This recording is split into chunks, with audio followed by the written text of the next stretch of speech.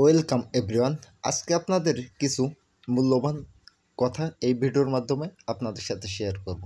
তো কেউ যদি আগে থেকে ফ্লোর ঢালাই দেন কিংবা জলছাদ করেন কিংবা কোনো গোডাউনের কাজটি যদি নেট ফিনিশিং করেন, তো এই ভিডিওটা শুধুমাত্র তাদের জন্য।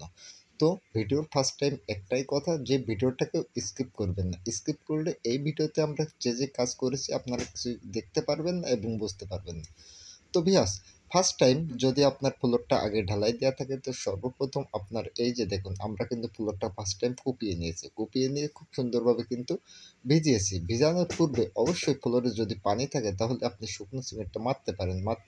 শুকনো সিমেন্ট মারা হয়ে গেলে কি করতে হবে, যে ঝাঁটা টেনে দিতে পারেন। আর যদি মনে করেন যে ফ্লোরের টান নাই, তাহলে আপনার গ্রাটিং গুলিয়ে দিতে হবে। গ্রাটিং গুলিয়ে দিলেও হবে, আপনার শুকনো সিমেন্ট মেরে পানি মেরে ঝাঁটা মেরে দিলেও হবে।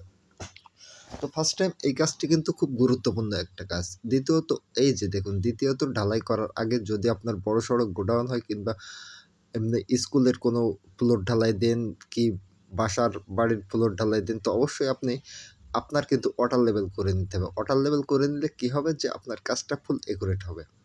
তো ভিউয়ার্স, এই ওয়াটার লেভেলের কাজটা আমাদের কিন্তু শেষ হয়ে গেছে। ওয়াটার লেভেলের কাজটি শেষ হওয়ার পরে আমরা কিন্তু ঢালাই করছি। এই যে দেখুন, কারণ ভিডিওতে আপনাদের আমরা সমস্ত বিষয় দেখাতে পারছি না, ভিডিওটা স্কিপ করে করে কিন্তু আপনাদের দেখানো হচ্ছে। কারণ যে ভিডিওটা স্কিপ করে যদি না দেখানো হয়, তাহলে এত লং ভিডিও আপনার শেষ করা যাবে না। কারণ এই যে আমরা ঢালাইটি দিচ্ছি, এইখানে ঢালাই আপনার প্রায় আছে 120 খানের মতো। তো 120 খানে ভিডিওটা করা কিন্তু সম্ভব না। তো ফার্স্ট এই যে দেখুন, আমাদের ঢালার পূর্বে যে আমরা যে কাজটি করছি, ঢালার পূর্বে অবশ্যই আপনার একটা জিনিস মাথায় রাখতে হবে, যে শুধু আপনি কুষ্টিয়ার বালিটা কিন্তু ইউজ করবেন না।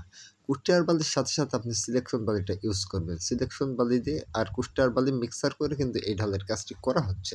এই দেখো, ঢালাই করার পূর্বে আমরা এই যে পাটা দিয়ে কিন্তু পায়া করে নেওয়ার পূর্বে যে দুই সাইডে কিন্তু পায়া করে নেওয়ার পরে আমরা কিন্তু পাটাটা টেনে দিচ্ছি। তো এইভাবে যদি আপনি পাটাটা টেনে দেন, তাহলে আপনার কাজটি ফুল একুরেট হবে।